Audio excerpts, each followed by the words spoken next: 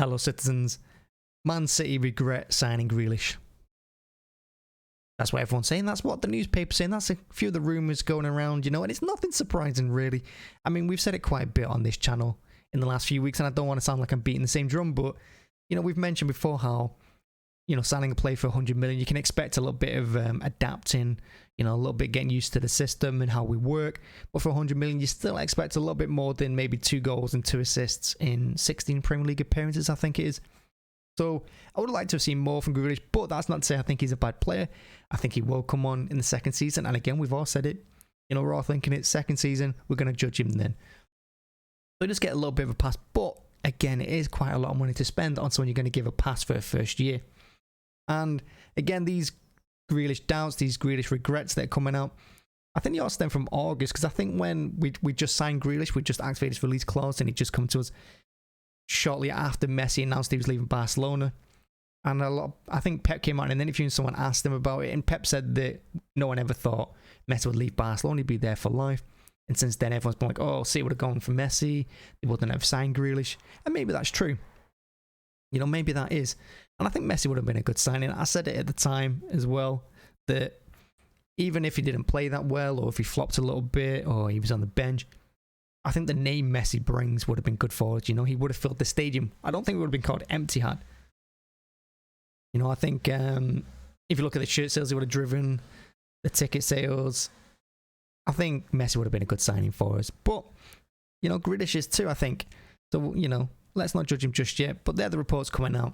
And the same report suggested that because of that, I think I read somewhere that if we hadn't signed Grealish, we would have gone in harder for Kane. And the City bosses would have preferred to sign Kane over Grealish because of Grealish, he's not adapted too well. I think we do need a striker.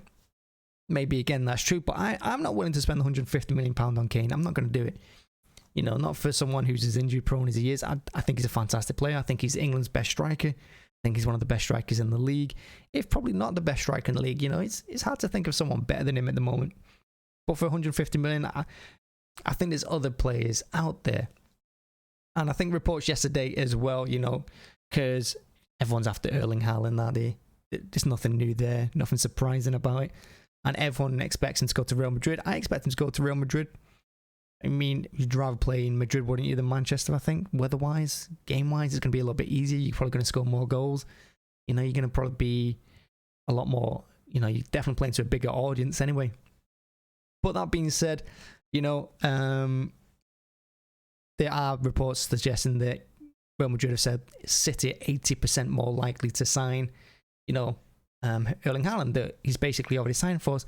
And if that's true, I think that'd be a good signing for us as well, because we can sign him in the summer, activate his release clause from Borussia Dortmund.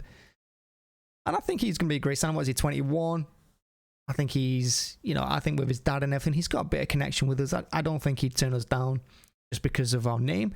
I think he'd probably want to play with us. We've got the best manager. We've probably got the best squad in Europe. I think he can do really well with us. I think he'd fit in well too, because I think a lot of the balls we put in, a lot of the crosses, I think he will attack them, whether it's on the floor, whether in the air, because he's strong, he's tall. And I think he will score goals for fun for us if we do that. And I'd rather sign him over Kane. And if Real Madrid are doubting he's going to sign for them, maybe they're thinking financial fair play or anything. And I think the lack of spending 100 million on Kane in the summer gives us that money to spend this summer. Well, maybe that's a good indicator for us. Maybe that's a good indication of what we're going to do with it.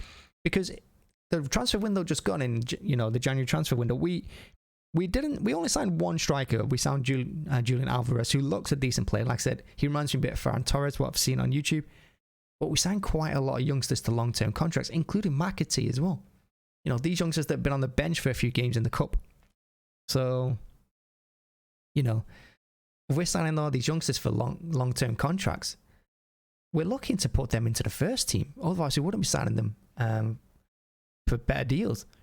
And if, again, we're signing these younger players to long-term contracts, what does that mean? That means we've got more money to spend on transfers, because we're thinking less about bringing players in, but bringing players up.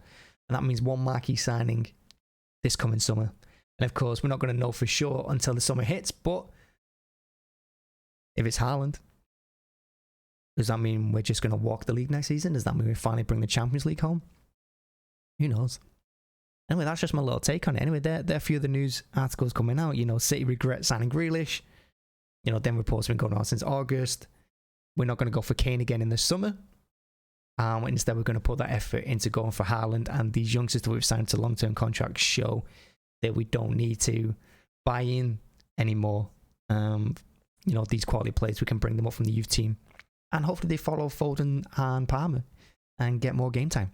I'd love to see it. And maybe that starts tomorrow against Fulham in the FA Cup. Fingers crossed. Anyway, let me know what you think in the comments. And I'll link the articles in the description as well, so you can check them out yourself if you want to. But yeah, let me know in the comments what you think. Let me know if you'd sign Haaland or Kane. And as always, thanks for watching. And do hit that subscribe button. It really, really does help. And hit the like button. I really appreciate it. It helps the algorithm. And if you want to join me on Twitter, you can do. Again, that's in the description below. Thanks for watching. Bye-bye.